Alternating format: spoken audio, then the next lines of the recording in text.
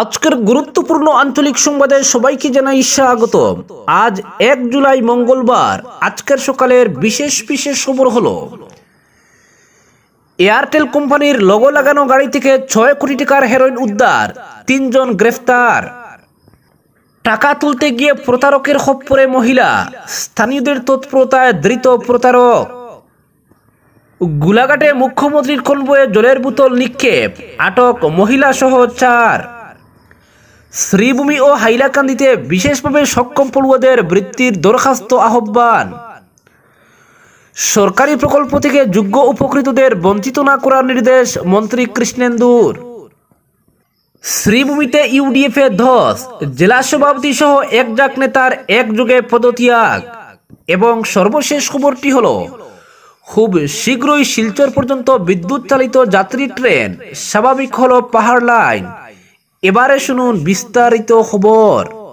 শ্রীভূমি জেলা senior police super Partha প্রতিম দাসের নেতৃত্বে সোমবার নীলামবাজার থানার অন্তর্গত লালপুল এলাকায় এক অভিযান চালিয়ে বিপুল পরিমাণ মাদকদ্রব্য উদ্ধার করেছে।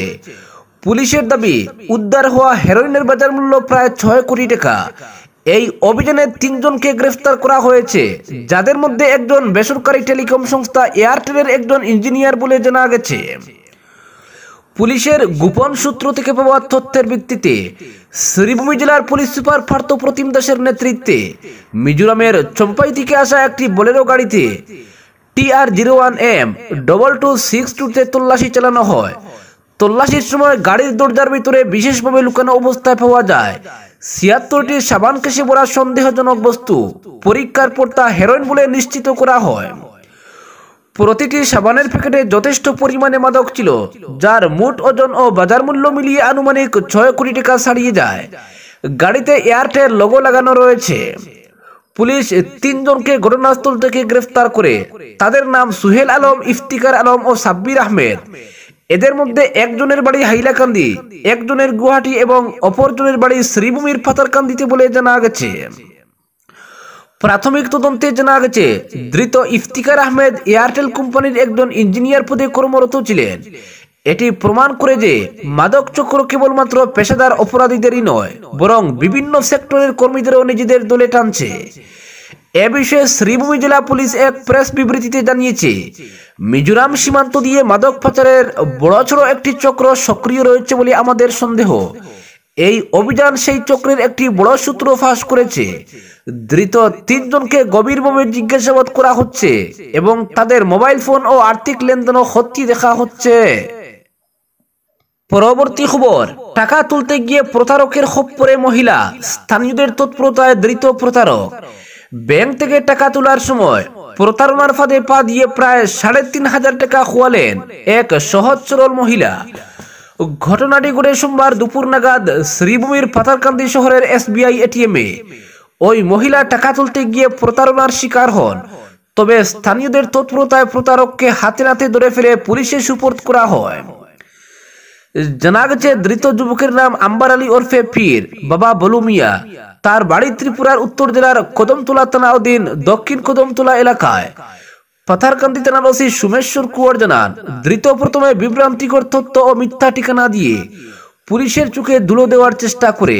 পরে তার ব্যবহৃত একটি মোটর বাইক উদ্ধার করে পুলিশ। সোমবার দুপুরে স্থানীয় এক মহিলা SBI পাথারকান্দি শাখার ATM বুথে টাকা তুলতে যান। সে সময় বুথে উপস্থিত আম্বর আলী সহানুভূতিশীল সহকারী হিসেবে পরিচয় দিয়ে মহিলার পাশে এসে দাঁড়ায় এবং তাকে সাহায্য করতে আগ্রহ প্রকাশ করে। মহিলা প্রথমে কিছু না বুঝেই নিজের ATM কার্ডটি যুবকের হাতে তুলে দেন এবং পাসওয়ার্ডটিও জানিয়ে দেন। এরপর ঘটে মূল প্রতারণা। যুবকটি বারবার ভুল পিন দিয়ে লেনদেন ব্যর্থ করার নাটক করে এবং পরে জানায় যে কার্ডটি কাজ করছে না। তারপর সে কৌশলে নিজের সঙ্গে থাকা আরেকটি পুরনো বা অব্যবহৃত ATM কার্ড মহিলার হাতে ধরিয়ে দেয়, যাতে কিছুতেই কিছু বোঝার উপায় না থাকে। মহিলা তখন বিভ্রান্ত ও হতাশ হয়ে ব্যাংকের শাখা অফিসে যান। ব্যাংক কর্তৃপক্ষ তখন মহিলার অভিযোগ শুনে অ্যাকাউন্ট স্টেটমেন্ট পরীক্ষা করে দেখেন ইতিমধ্যেই তার অ্যাকাউন্ট থেকে 3500 টাকার বেশি তুলে নেওয়া হয়েছে। এতে হতবাক ও হতাশ মহিলা তখন ব্যাংক থেকে বেরিয়ে ফেরার সময় ATM বুথের পাশেই প্রতারক যুবককে দেখতে পান এবং সঙ্গে সঙ্গে চিৎকার করে আশপাশের লোকজনকে সতর্ক করেন। চিৎকার শুনে লোকজন জড়ো হয়ে যায় এবং প্রতারক দৌড়ে পালানোর চেষ্টা করে দেয়াল টপকে, কিন্তু স্থানীয় যুবকরা ধাওয়া করে তাকে ধরে ফেলে। উত্তেজিত জনতা তাকে পাকড়াও করে পুলিশের হাতে তুলে দেয়। পুলিশ সূত্রে খবর, ধৃত আম্বর আলীকে সঙ্গে নিয়ে এই তদন্ত এগিয়ে নিয়ে যাওয়া হচ্ছে। ইতিমধ্যে পাথারকান্দি থানা থেকে একটি দল ত্রিপুরার কদমতলায় পৌঁছেছে ধৃতের ঠিকানা ও পরিচয় যাচাই করতে। পাশাপাশি ধৃতের মোবাইল ফোন ও অন্যান্য ডিভাইস পরীক্ষা করে দেখা হচ্ছে, যাতে প্রতারণার পেছনে থাকা নেটওয়ার্ক ও লেনদেনের তথ্য খুঁজে পাওয়া যায়। পরবর্তী খবর, গোলাঘাটে মুখ্যমন্ত্রীর কনভয়ে হামলা। কংগ্রেস কর্মী মুখ্যমন্ত্রীর গাড়ির দিকে একটি জলের বোতল ছুড়ে মারে। জলের বোতলের সঙ্গে মুখ্যমন্ত্রীকে কালো পতাকা প্রদর্শন করা হয়েছিল। হামলায় জড়িত 4 জনকে আটক করা হয়েছে, তাদের মধ্যে একজন মহিলা রয়েছেন। এই ঘটনা ঘটেছিল যখন মুখ্যমন্ত্রী হিমন্ত বিশ্ব শর্মা গোলাঘাট থেকে নুমলিগড়ের দিকে যাত্রা করছিলেন। সোমবার কংগ্রেস রাজ্যের বিভিন্ন স্থানে গির গরু দুর্নীতির অভিযোগের বিরুদ্ধে প্রতিবাদ করেছে। কংগ্রেস কর্মীরা গোলাঘাটে কংগ্রেস অফিসের সামনে বিক্ষোভ চলছিল। সে সময় মুখ্যমন্ত্রীর কনভয় সেই রাস্তায় যাচ্ছিল।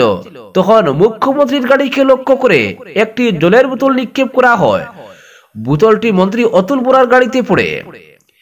এই ঘটনা সম্পর্কে মুখ্যমন্ত্রী হিমন্ত বিশ্ব শর্মা বলেছেন, গোলাঘাটে জল বোতল ছুড়ে এবং কালো পতাকা প্রদর্শনকারী কংগ্রেস দলের কর্মীদের প্রতি আমার সমবেদনা প্রকাশ করছি।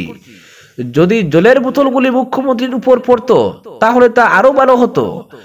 আটক 4 জন হলেন পার্থসারথী বরা, রূপান্তর তাঁতি, রাহুল শইকিয়া ও তৃষ্ণা চুতিয়া। অপরদিকে শ্রীভূমি ও হাইলাকান্দিতে বিশেষভাবে সক্ষম পড়ুয়াদের বৃত্তির দরখাস্ত আহ্বান। কেন্দ্রীয় সরকারের সামাজিক ন্যায় ও অধিকার প্রদান মন্ত্রণালয়ের অধীনস্থ department of persons with disabilities থেকে বিশেষভাবে সক্ষম পড়ুয়াদের বৃত্তির জন্য 3 ক্যাটাগরিতে দরখাস্ত আহ্বান করা হয়েছে। নবম ও দশম শ্রেণীর জন্য প্রি ম্যাট্রিক, একাদশ থেকে স্নাতকোত্তর স্তর পর্যন্ত পোস্ট ম্যাট্রিক এবং স্নাতক ও স্নাতকোত্তর, ডিপ্লোমা ইত্যাদির টপ ক্লাসের ছাত্রবৃত্তির জন্য দরখাস্ত ন্যাশনাল স্কলারশিপ পোর্টাল www.scholarship.gov.in এ দাখিল করতে হবে। আবেদনকারী ছাত্রছাত্রীদের 40% শারীরিক বাধাগ্রস্ততার সার্টিফিকেট থাকতে হবে এবং বার্ষিক আয় 2.5 লক্ষ টাকার নিচে হতে হবে। তবে টপ ক্লাসের স্কলারশিপের ক্ষেত্রে বার্ষিক আয় 8 লক্ষ টাকার নিচে হতে হবে। এতে প্রার্থী অথবা তাদের মাতাপিতার ব্যাংক অ্যাকাউন্ট আধার নম্বরের সঙ্গে সিডিং থাকতে হবে। প্রি ম্যাট্রিক স্কলারশিপের ক্ষেত্রে আগামী 31 আগস্টের মধ্যে এবং পোস্ট ম্যাট্রিক ও টপ ক্লাসের জন্য আগামী 31 অক্টোবরের মধ্যে পোর্টালে অনলাইন দরখাস্ত জমা দিতে হবে। এতে রাজ্যের সামাজিক ন্যায় ও অধিকার প্রদান বিভাগ স্কলারশিপ বাস্তবায়নের দায়িত্বে রয়েছে। শ্রীভূমির ভারপ্রাপ্ত মহকুমা কল্যাণ আধিকারিক এক বিজ্ঞপ্তি যুগে এই খবর জানিয়ে জেলার যোগ্য প্রার্থীদের দরখাস্ত দাখিল করতে আহ্বান জানিয়েছেন। এদিকে কেন্দ্রীয় সরকারের সামাজিক ন্যায় ও অধিকার প্রদান মন্ত্রকের অধীনস্থ department of persons with disabilities থেকে বিশেষভাবে সক্ষম ছাত্রছাত্রীদের স্কলারশিপের জন্য 3 ক্যাটাগরিতে দরখাস্ত আহ্বান করা হয়েছে। অপরদিকে শ্রীভূমিতে ইউডিএফ এ 10 জেলা সভাপতি সহ 1 জাক নেতার একযোগে পদত্যাগ। শ্রীভূমি থেকে প্রায় নিশ্চিহ্ন হয়ে গেল বদরুদ্দিন আজমলের এআইইউডিএফ। দলের জেলা সভাপতি আজিজুর রহমান তালুকদার সহ পুরো টিম একযোগে পদত্যাগ করেছে সোমবার। শুধু তাই নয়, এই পদত্যাগের কারণ হিসেবে কেন্দ্রীয় নেতৃত্বের বিভিন্ন ভুল সিদ্ধান্তকেও চিহ্নিত করা হয়েছে। সরাসরি অভিযোগ করা হয়েছে কেন্দ্রীয় নেতৃত্বের বিরুদ্ধে। কেন্দ্রীয় নেতৃত্বের ভুল সিদ্ধান্তের জন্যই দলের ভরাডুবি বলে অভিযোগ উত্থাপন করে কেন্দ্রীয় সভাপতি মাওলানা বদরুদ্দিন আজমলের কাছে পদত্যাগ পত্র পাঠানো হয়েছে। ইউডিএফ এর জেলা সভাপতি আজিজুর রহমান তালুকদার সহ পদত্যাগ করেছেন জেলা সহ সভাপতি কমরুল ইসলাম, আব্দুল ফাত্তাহ, আব্দুল করিম, সাধারণ সম্পাদক মাওলানা নজমুদ্দিন, সাংগঠনিক সম্পাদক আব্দুল কাইয়ুম চৌধুরী, আব্দুল সত্তার, সাইদ আহমেদ তালুকদার, কমরুল ইসলাম, আমিনুল হক, আব্দুল জলিল, জয়নুল করিম, মাহমুদুল আলম তাফাদার, মনসুর আহমেদ চৌধুরী, কাজী বদরুল হক, জিয়াউল মতিন চৌধুরী, আব্দুল কুদ্দুস তাফাদার। একযোগে সকলের পদত্যাগের ফলে শ্রীভূমি জেলা ইউডিএফ প্রায় নিশ্চিহ্ন। অবশ্য অনেক দিন থেকে এই কানাঘুষা চলছিল, এবার সেটা সত্যি হলো। পদত্যাগকারী সবাই আগামীতে কংগ্রেসে যোগদানের একটি আভাস রয়েছে। এমনটা হলে জেলায় কংগ্রেস আরো শক্তিশালী হবে, তবে এজন্য কিছুটা অপেক্ষা করতে হবে।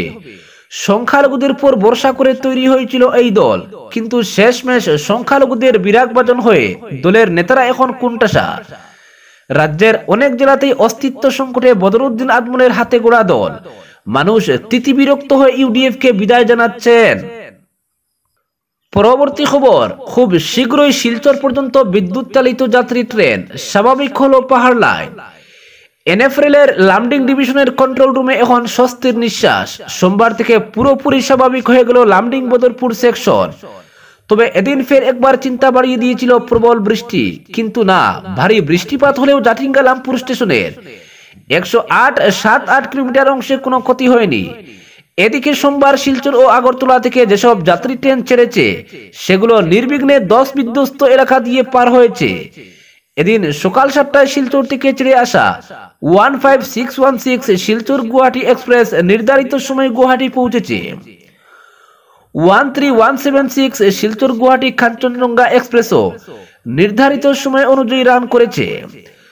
তেমনি 05638 শিলচর নাহরলাগুন এক্সপ্রেস 8 ঘন্টা দেরিতে চলছে।